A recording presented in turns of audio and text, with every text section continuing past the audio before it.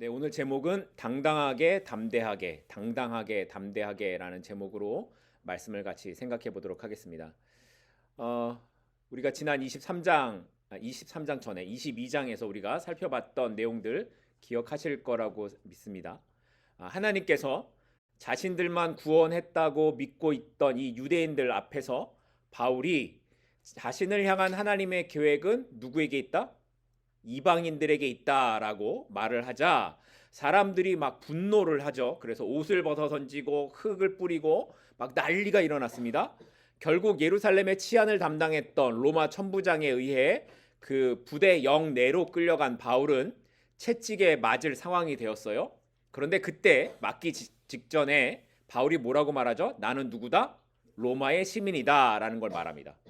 그 일로 인해 이제 로마의 시민인 바울을 함부로 대할 수 없었던 천부장은 이 일을 그럼 어떻게 해결할까 생각을 하다가, 그러면 이건 종교적인 문제니 바울과 유대의 종교 지도자들이 만나면 좋겠다 해서 그 만남의 자리를 만들었습니다. 그렇게 오늘 본문은 바울이 이스라엘 공회 앞에 서게 된 장면으로 시작이 됩니다. 오늘 본문 1절로 가겠습니다. 바울이 공회를 주목하여 이르되, 여러분 형제들아, 오늘까지 나는 범사의 양심을 따라 하나님을 섬겼노라 하거늘. 여기 성경에 보니까 공회라고 기록하고 있죠. 여기 공회라고 기록한 것은 정확히는 사내들인 공회를 말하는 겁니다. 이 사내들인 공회는 대제사장과 서기관과 장로들로 구성된 몇 명일까요? 70명의 사람들이 모여있는 유대인 최고의 의결 기관이었습니다. 지금으로 말하면 국회와 사법부를 합친 것과 같다라고 할 수 있을 겁니다. 국회와 사법부가 합쳐졌으니 얼마나 그 권세가 막강하겠습니까? 하지만 당시 예루살렘은 로마의 식민지였기 때문에 이 공회에서는 정치나 사회적인 문제는 다룰 수가 없고요. 오로지 종교와 사회 풍습에 관한 것만을 다루었다고 합니다. 그리고 여기에서 의결된 것 중에는 가장 심하게는 사형까지도 의결할 수 있었다라고 합니다. 물론 실제로 형을 집행하는 건 로마의 승인이 있어야 했지만 그 형을 판결하는 것은 사형까지도 가능했다라는 거예요.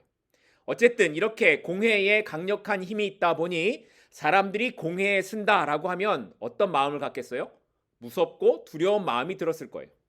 그런데 바울이 이 공회에 혼자 서서 뭐라고 말을 하냐면 이렇게 말을 해요. 1절에 보면 나는 범사의 양심을 따라 하나님을 섬겼다라는 거예요. 나는 양심을 따라 하나님을 섬겼다. 바울이 왜 이런 말로 시작을 했을까요? 유대인들이 바울을 성전에서 잡아서 죽이려고 했던 이유가 있어요. 왜 그랬습니까? 바울이 율법과 성전을 더럽히는 일을 했다라고 생각했기 때문이었습니다. 우리가 살펴봤던 사도행전 21장 18절을 보면 에베소에서 온 어떤 유대인들이 성전에 있던 이 바울을 보고 이 사람은 여러 곳을 다니면서 율법을 비방하고 심지어 이방인을 성전에 데리고 들어와서 우리의 이 예루살렘 성전을 더럽힌 사람이라고 외쳤습니다. 이 말을 들은 유대인들이 흥분을 하게 되죠. 그래서 바울을 죽이려고 했던 겁니다. 그래서 공회에 선 바울은 이 말은 사실이 아니라고, 나는 양심을 따라 하나님을 섬겼고 그들이 말하는 건 전혀 사실이 아니라고, 나는 율법으로도 흠이 없다라고 주장하고 있는 겁니다. 실제로 바울이 했던 고백들을 보면 나는 날마다 죽는다라고 할 정도로 그는 그의 삶을 하나님 앞에서 살기 위해 무던히도 애를 썼던 것을 우리가 알고 있습니다. 그러니 적어도 율법의 기준에서 자신은 떳떳한 삶을 살았다라고 자신할 수 있었던 겁니다. 그런데 이 말을 들은 대제사장 아나니아가 있어요. 이 아나니아가 뭐라고 말하냐면 저 바울의 입을 쳐라 이렇게 이야기를 합니다. 더 들을 가치도 없다라는 거죠. 어디서 뻔뻔하게 함부로 입을 놀리냐 뭐 이런 뜻이었던 겁니다. 대제사장 아나니아가 왜 이렇게 생각을 했을까요? 이미 그의 마음엔 사도 바울은 죄인이라는 생각이 있었기 때문입니다. 그런데 이 아나니아, 이 대제사장에 대한 기록을 보면 뭐라고 말하고 있냐면 당시에 역사학자였던 요세푸스가 이렇게 기록을 합니다. 그는 탐욕스럽고 포악한 사람이어서 사람들이 성전에 드린 11조를 횡령했을 뿐만 아니라 자신이 빼돌린 돈으로 로마에 상납하고 자신은 부와 권세를 유지하는 인물이었다라고 기록합니다. 나쁜 놈이죠. 결국 이 사람은 66년 유대인들이 반란을 일으켰을 때에 그는 헤롯 왕궁 하수구에 숨어 있다가 비참한 죽임을 당하게 됩니다. 그런데 여기서 아주 흥미로운 부분은 이 말을 들은 바울의 반응입니다. 오늘 본문 3절 말씀인데요. 이 말을 입을 쳐라 이 말을 들은 바울이 어떻게 반응하는가를 보십시오. 3절입니다. 바울이 이르되 회칠한 담이여 하나님이 너를 치시리로다. 네가 나를 율법대로 심판한다고 앉아서 율법을 어기고 나를 치라느냐 하니. 자, 바울이 볼 때 종교 지도자라고 앉아있는 제사장들이 더 율법을 지키지도 않고 하나님을 따르지도 않으면서 이런 재판을 하고 있는 게 웃기는 거예요. 그래서 아나니아를 향해 뭐라고 말을 했다고요? 회칠한 담이라고 말합니다. 그리고 하나님께서 너를 치실 것이라고 말했습니다. 그리고 앞에서 말씀드린 것처럼 실제로 그 일이 일어났죠. 이 아나니아가 죽었어요. 그런데 여기서 말하는 사도 바울이 말한 이 회칠한 담 이런 이 단어와 비슷한 말을 예수님께서 사용하셨어요. 이 바리새인과 종교 지도자들 향해 뭐라고 말씀하셨습니까? 회칠한 무덤이라고 말씀하셨어요. 겉으로 보기에는 깨끗하지만 속은 시체처럼 썩어 있는 그 무덤을 의미하는 거죠. 당시 율법에 보면 시체는 부정하기 때문에 가까이 하면 안 됐습니다. 그래서 사람들은 혹시라도 그 무덤에 가까이 갈까봐 무덤에 석회를 발라놓고 보기에도 좋고 사람들이 보면 아 여기 무덤이구나 부정한 곳이구나 라는 것을 알게 했었습니다. 회칠한 담도 마찬가지예요. 겉으로 보기에는 튼튼한 담처럼 보이지만 속은 썩어서 무너지기 직전의 사람들을 표현할 때 이런 말을 했던 거예요. 회칠한 담. 그러니까 겉으로는 경건한 척하면서 실제로는 자신의 이익을 위해 하나님을 이용하고 있는 종교 지도자들을 보며 바울이 대놓고 뭐라고 말했다고요? 회칠한 담이라고 말하는 겁니다. 그리고 하는 말은 더 심한 말이었죠. 하나님께서 너를 치실 것이다. 아예 저주를 하고 있는 겁니다. 자, 그런데 바울이 이 말을 하고 있는 자리가 어디라고 했습니까? 공회입니다. 사형을 당할 수 있는 사형 선고를 받을 수 있는 재판받는 자리예요. 그런데 바울은 뭐 두려움이 없는 겁니다. 담대하게 할 말은 하겠다 이런 모습이지 않습니까? 그런데 어떻게 바울이 지금 재판하고 있는 자리에서 이런 모습을 보일 수 있었을까요? 왜냐하면 바울은 이미 죽음을 생각하고 시작했기 때문이었습니다. 그리고 더 중요한 것은 자신이 여기서 죽지 않는다라는 것을 믿고 있었기 때문이었습니다. 제가 이 말씀을 묵상하다가 이런 생각을 들었어요. 우리는 예수 그리스도를 믿음으로 영원한 천국의 소망을 가졌다라고 고백하는 사람들입니다. 맞으시죠? 동의를 안 하시는 분도 계시는 것 같은데. 그러니까 성도는 죽어도 천국에 가는, 아니 그 천국을 기다리면서 살아가는 사람들입니다. 마치 바울처럼 오늘을 살아가고 있지만 죽음을 생각하며 살아가고 있는 거죠. 그런데 제 모습을 보면 여러분은 어떠실지 모르지만 제 모습을 보면 뭔가 어려움이 닥치면 힘들다고 좌절하고 낙담하고 뭐 이러다 죽는 거 아니야 이런 생각을 하곤 합니다. 천국에 소망이 있다고 하면서 실제로 닥치는 문제들 앞에서는 뭐 하고 싶다라는 거예요? 살고 싶다라는 거죠. 어려움과 문제를 만나면 천국을 바라보는 소망 이런 생각을 하고 있지 않다라는 거예요. 그냥 어떻게든 살려달라고 매달리고 있는 겁니다. 이게 믿음을 이야기하고 있는 저의 한계의 모습이었습니다. 근데 바울은 소망이 분명하니까 자신이 재판의 자리에 서든 로마 군대에 잡혀가든 사람들이 죽이라고 소리치는 자리에 있든 그게 그에게 문제가 되지 않았습니다. 왜냐하면 그에게는 더 분명한 소망 하나님의 나라를 보고 있기 때문이었습니다. 성경이 바울의 삶을 통해 우리에게 말하고 있는 것이 바로 이것입니다. 지금 내가 만나고 있는 상황이 어떻든지, 내가 어떤 어려움에 있든지, 성도는 죽음 이후의 나라 천국을 보는 사람이다. 그러니 지금 삶의 자리에서 담대하게 살 수 있다. 바울처럼 당당하게 살아가라고 말씀하고 있는 겁니다. 여러분이 만나고 있는 어떤 세상의 환경 앞에, 세상 앞에 쫄지 마십시다. 나를 둘러싸고 죽일 듯이 두려움을 주고 있는 어떤 상황에서 여러분 쫄지 마십시다. 왜냐하면 오늘 우리가 바라보는 건 그 두려움이 아니라 그 두려움 너머에 있는 영원한 나라예요. 하나님의 나라가 우리의 소망이기 때문입니다. 그러니 그 나라를 바라보시고 오늘을 더 당당하게 담대하게 살아가시는 저와 여러분이 될 수 있기를 소망합니다. 이렇게 바울이 대제사장 앞에서 당당하게 이야기를 하자 곁에 있던 다른 사람들이 네가 뭔데 하나님의 사람인 대제사장을 욕하냐고 바울을 책망합니다. 그러자 바울이 뭐라고 말하냐면 내가 그 사람이 대사장인지 몰랐어 라고 대답을 합니다. 이 부분에 대해서 어떤 사람들은 대제사장이 그의 예복을 입지 않아서 바울이 몰라서 그랬을 것이다 라고 하기도 하고, 오랜만에 예루살렘에 온 바울이 이 대제사장의 얼굴을 몰라서 그랬을 것이다 라고 이야기를 하기도 합니다. 그런데 저는 좀 다른 생각을 합니다. 저는 이 말씀을 묵상하다가 이거 바울이 돌려간 것 같은데 그런 생각이 들었습니다. 대제사장이면 공회를 할 때에 회의석에 어디에 앉겠어요? 자기 자리가 있겠죠. 누가 봐도 저 사람이 대제사장이야 라고 알 수 있습니다. 바울이 이걸 모를 리가 없었습니다. 그런데도 이 사람이 대제사장인지 몰랐다라는 이 바울의 말 속에는 하나님의 말씀을 제대로 지키며 살지 않는 저런 인간이 무슨 대제사장이냐, 이런 말을 돌려서 하고 있는 의견이 저는 더 마음에 와닿는 것 같아요. 아무튼 바울은 공회에서 보여지는 분위기로 보아 자신이 어떤 말을 해도 사람들이 자신의 말을 들을 것 같지 않다라고 판단했는지 이 상황을 벗어나기 위해 기가 막힌 방법을 한 가지 생각해냅니다. 자, 그 방법이 뭔가를 보겠습니다. 6절입니다.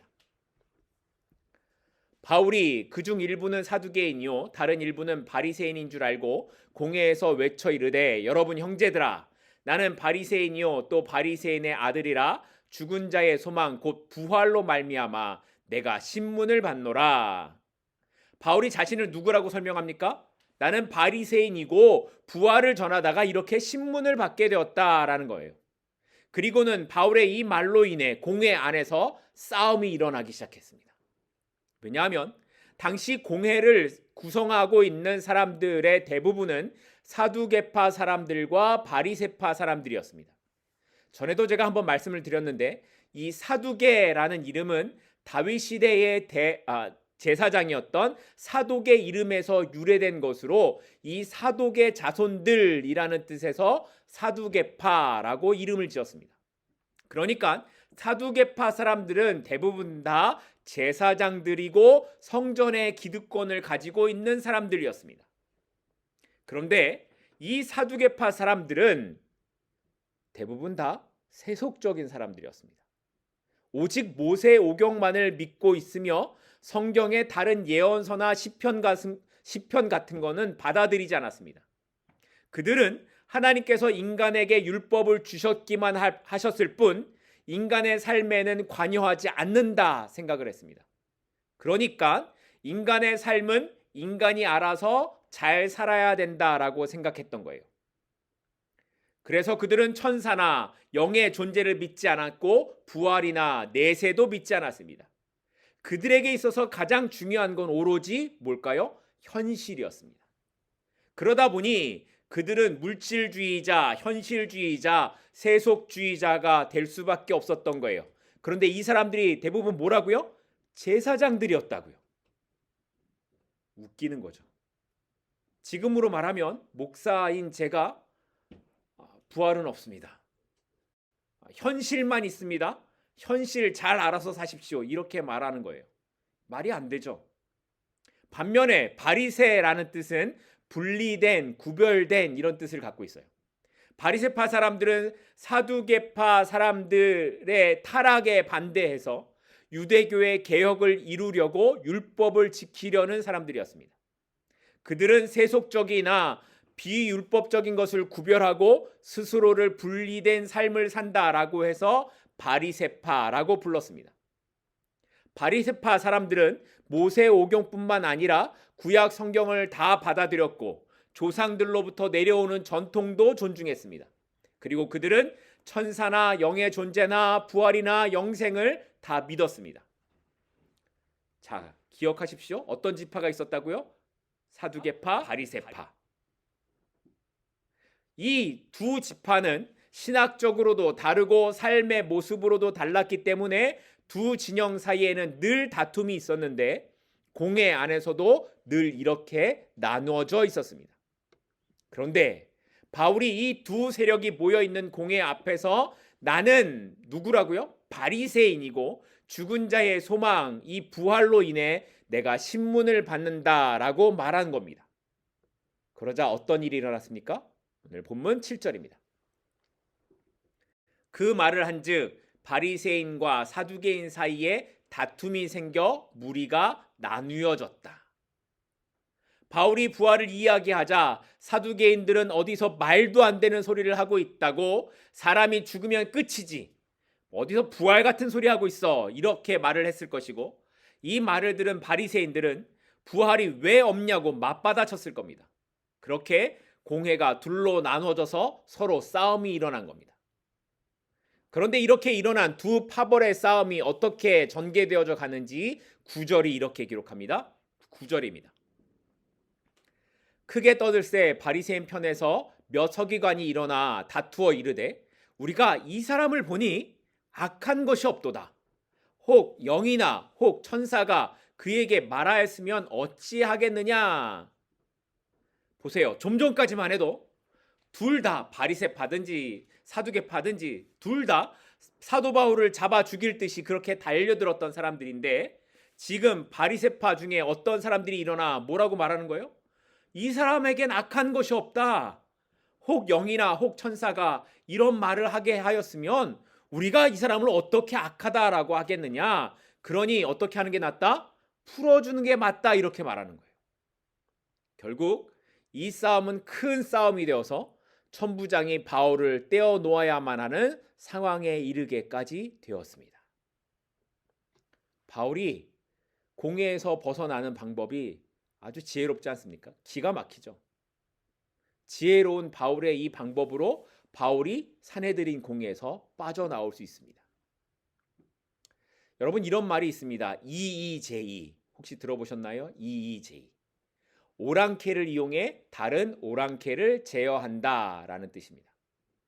바울의 생각이 딱 그랬습니다. 어려운 상황에서 부활에 관한 이야기를 꺼내 사두개파와 바리새파가 서로 나누어지게 했던 겁니다. 예수님께서는 제자들에게 말씀하실 때 뱀처럼 지혜롭고 비둘기처럼 순결하라고 말씀하셨습니다. 우리가 세상을 살아갈 때 무조건 생각 없이 그렇게 살아가는 것이 옳은 것이 아니라 지혜롭게 처신해야 될 때가 많이 있습니다. 우리가 만나는 사람들과의 관계에서도 그렇고 일을 할 때도 그렇습니다. 그렇기 때문에 우리가 늘 기도하면서 구해야 하는 것 중에 하나가 지혜로움입니다. 성령께서 우리에게 오늘 하루도 지혜 주시기를 구하고, 우리가 해야 할 말이나 생각나야 하는 것들에 대해 생각나게 하시기를 기도하는 것이 지혜로운 기도입니다. 그러면 이런 지혜가 어떤 것일까요? 제가 지혜에 관한 글을 찾다가 이런 글을 하나 봤습니다. 옛날 그리스에 애꾸는 장군이 있었는데 하루는 자신의 초상화를 그렸으면 해서 화가를 불렀다라고 해요. 근데 어떤 화가는 자기의 모습을 있는 그대로, 애꾸 눈을 있는 그대로 그려서 쫓겨났고요. 다른 화가는 쫓겨나지 않으려고 없는 눈도 만들어서 정상적으로 그렸다가 쫓겨났다라고 합니다. 어떻게 해도 장군의 마음에 들지 않는 그림에 이 장군이 속상해 있는데 한 무명 화가가 찾아와서 자기가 초상화를 그리겠다라고 했습니다. 그리고 그림을 그렸는데 그게 장군의 마음에 너무 마음에 들어서 큰 포상을 받았다라고 합니다. 여러분, 이 사람이 어떻게 그림을 그렸을까요? 어떤 그림을 그렸길래 장군의 마음에 흡족한 마음이 들었을까요? 이걸 알아맞히면 지혜로운 사람입니다. 이 사람이 어떻게 그렸냐면 두 눈이 있는 장군의 초상화를 그렸어요. 그런데 정면이 아니라 옆모습을 그려서 장군의 마음에 들었다라는 거예요. 야고보서 1장 5절을 보면 이렇게 말씀합니다. 너희 중에 누구든지 지혜가 부족하거든 모든 사람에게 후히 주시고 꾸짖지 아니하시는 누구에게 구하라? 하나님께 구하라. 그리하면 주시리라. 갈수록 세상은 지식보다 지혜가 필요한 것 같아 보입니다. 인간 관계를 유지하는 것이나 삶을 살아가는 것에 지혜가 필요합니다. 특별히 그리스도인으로 세상을 살아가는 것은 지혜로운 대응법이 더 필요한 것 같습니다. 그러니 오늘 하루 매일의 삶을 성령께서 지혜 주시기를 기도하십시다. 우리는 부족하지만, 나는 부족하지만 성령 하나님께서 지혜를 주셔서 삶의 필요한 순간을 잘 넘어갈 수 있도록 맡기고 나아가는 저와 여러분이 되기를 소망합니다. 이제 마지막으로 이렇게 사내들인 공회가 한순간에 아수라장이 되고 말았죠. 한쪽에서는 바울을 지키겠다라고 하고 한쪽에서는 바울을 그냥 둘 수 없다고 서로 밀고 잡아당기는 일이 심해져서 천부장이 군사들을 이끌고 들어가야 겨우 바울을 떼어놓을 수 있었습니다. 그렇게 겨우 공에서 빠져나온 바울은 로마 군사들이 있던 영내로 들어가 잠을 자게 되었는데 그날 밤에 주님께서 바울에게 나타나셔서 이렇게 말씀하셨습니다. 오늘 본문 11절입니다. 그날 밤에 주께서 바울 곁에 서서 이르시되 담대하라. 내가 예루살렘에서 나의 일을 증언한 것 같이 로마에서도 증언하여야 하리라 하시니라. 바울이 공회에서 난리를 겪고 난 그날 밤에 예수님께서 그의 곁에 서 계셨다라는 거예요. 곁에 서 있다. 여러분은 이 글을 읽으시면서 어떤 느낌이 드십니까? 뭔가 부드럽고 뭔가 따뜻한 가까운 그런 관계의 모습이 보여지지 않으십니까? 예수님께서 이렇게 따뜻한 관계의 모습으로 바울을 찾아오셨다라는 거예요. 바울은 지금 굉장히 피곤한 상태였을 겁니다. 성전에서 사람들에게 매를 맞다가 끌려왔고요. 사람들에게 자신이 만난 주님을 이야기했다가 채찍에 맞을 뻔하기도 했고요. 오늘은 제사장과 장로들이 가득하게 앉아있는 공회 앞에서 험한 일을 당할 뻔하기도 했기 때문입니다. 그런데 그런 바울의 옆에 주님이 다가와 서 계신 겁니다. 그리고 지쳐있는 바울에게 이렇게 말씀하셨습니다. 담대하라. 담대하라. 여러분이 바울이라면 이 말이 여러분에게 힘이 되었을 것이다 라고 생각하십니까?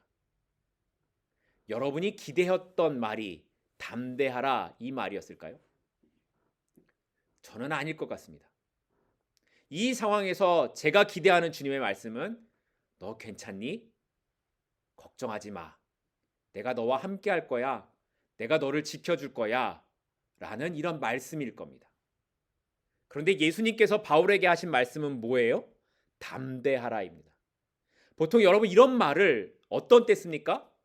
뭔가 앞에 무거운 일이 있을 때 이런 말을 쓰죠. 그러니까 바울에게 앞으로 어떤 일이 일어나도 두려워 말고 담대하라고 이 말씀을 하고 계시는 겁니다. 그래서 이어지는 말씀이 네가 예루살렘에서 나의 일을 증언한 것처럼 로마에서도 그렇게 할 것이라고 말씀하고 있는 겁니다. 지금의 상황이 어떻든지 주님께서 바울을 이끌고 로마까지 가게 하시겠다라는 약속의 말씀을 하시는 겁니다. 그러니까 이게 주께서 바울에게 주신 마지막 부르심, 마지막 사명이었던 겁니다. 바울에게 앞으로 당하게 될 결박과 환난도 결국은 예루살렘을 넘어서 로마까지 복음을 전하게 하시려는 그 하나님의 계획과 의지가 있다는 것을 알게 하셨던 겁니다. 그리고 바울에게 주신 이 말씀은 그에게 위로와 확신과 믿음이 되었습니다. 어떠세요? 여러분도 이렇게 말씀하시는 주님을 기대하고 바울처럼 담대하라는 말씀이 여러분에게 위로와 확신이 되는 삶을 살아가실 수 있으시겠습니까? 주님을 믿지만 그런데 우리는 그렇다라고 할 수 있는 자신이 별로 많지 않습니다. 바울처럼 담대하라고 말씀하시면 주님 그렇습니다. 난 담대하게 주님이 원하시는 길을 가겠습니다. 이렇게 말할 자신이 별로 없어요. 그렇지 않으십니까? 근데 이건 우리만 그런 게 아니었어요. 사도행전 21장을 보면 바울이 예루살렘에 가면 결박을 당하고 어려움을 당한다라는 예언을 듣게 되죠. 그때 바울과 함께 했던 모든 사람들의 반응은 뭐였습니까? 가지 마십시오라는 거였어요. 가면 죽는데 왜 가냐고 말렸죠. 이게 마치 우리의 연약함의 모습과 같습니다. 마태복음 16장을 보면 예수님께서 고난당하시고 죽을 것에 대해 제자들에게 말씀하시는 장면이 있습니다. 그런데 그때 베드로가 이렇게 말합니다. 주님, 그렇게 되지 않으실 겁니다. 그러자 예수님께서 하신 말씀이 네가 하나님의 일을 생각하지 않고 사람의 일을 생각한다고 사탄아 내 뒤로 물러가라고 야단을 치셨습니다. 그러니까 예수님을 따랐던 베드로나 바울과 함께 신앙생활을 했던 성도들이나 우리들이 기대하는 건 뭐예요? 그렇게 되지 않기를 바라는 거예요. 담대해야만 하는 상황이 일어나지 않기를 바라는 거예요. 그렇게 고난을 당하고 어려움을 당하는 것이 아니라 그런 어려움을 만나면 어떻게 되기를 원한다고요? 주님이 짠 나타나셔서 나의 문제를 해결해 주실 것이다. 이것이 우리가 기대하는 믿음이라는 겁니다. 그렇지 않으십니까? 네, 물론 주님께서 우리를 그렇게 인도하시고 이끌어 가시는 것도 사실입니다. 그렇게 우리의 어려운 문제들을 주님이 해결해 가시고 우리를 이끌어 가시는 것도 사실이에요. 그리고 성경에서도 하나님께서 우리를 그렇게 보호하신다고 약속도 하고 계십니다. 그런데 지금 우리가 살펴봤던 베드로의 삶이 그렇게 주님 안 됩니다. 이렇게 끝났습니까? 그렇게 고난 당하는 것이 없기를 원했던 베드로가 나중에는 거꾸로 십자가에 매달려 순교를 합니다. 바울을 말렸던 성도들 중에 수많은 사람들이 나중에 사자에 찢겨 죽고 순교하는 죽음의 자리까지 갑니다. 어떻게 이런 변화가 있을 수 있었을까요? 그들의 신앙이 사람의 일에서 하나님의 일로 바뀌었기 때문입니다. 주께서 말씀하셨던 것처럼 사람의 일을 생각하지 않고 하나님의 일을 생각하는 사람들로 바뀌었기 때문입니다. 사명은 바울이 살았던 것처럼 또는 복음을 전하기 위해 아프리카와 같은 오지로 선교를 가는 사람들처럼 그렇게 대단한 것일 수도 있지만 사명은 오늘 자신의 삶의 자리에서 나의 일이 아니라 하나님의 일을 생각하며 살아가는 한 사람 삶의 모습 역시 사명이 되는 겁니다. 어떤 결정을 하고 어떤 일을 시작하면서 또 하루를 시작하는 그 삶에 내가 중심이 되는, 내가 목적이 되는 그런 시간을 사는 것이 아니라 하나님을 목적 삼고 하나님께서 중심되는 시간을 살겠다고 결정하면, 그렇게 살아가면 그것이 사명이 되는 겁니다. 그리고 그런 결정을 한 사람들에게 주님께서 하시는 말씀이 뭐라고요? 담대하라. 담대하라. 내가 너를 이끌어 반드시 그 일이 이루어지게 하시겠다라고 약속하시는 겁니다. 비록 지금은 사방이 막혀 있고 어떻게 이 일이 이루어질 수 있을까? 길이 보이지 않지만 하나님의 사명으로 하루를 살아가는 사람은 하나님께서 반드시 지키시고 인도하실 것입니다. 그러니 담대하십시다.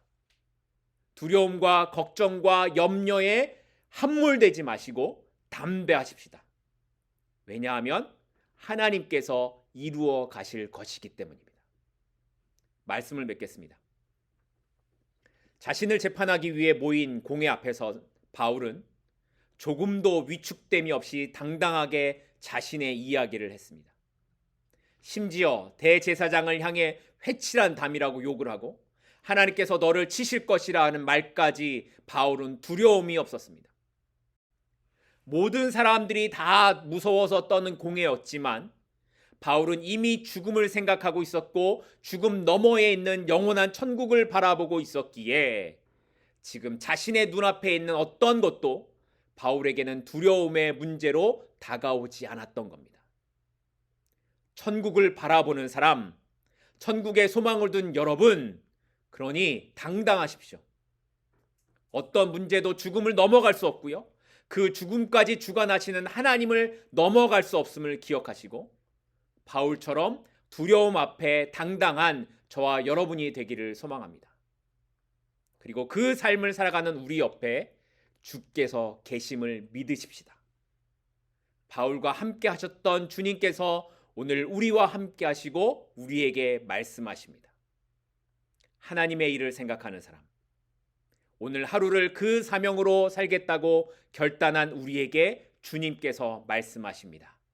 담대하라. 어떤 상황에서도 무서워 말고 담대하라. 왜냐하면 내가 너와 함께하고 이 일을 내가 이루어 갈 것이기 때문이다. 기도하겠습니다.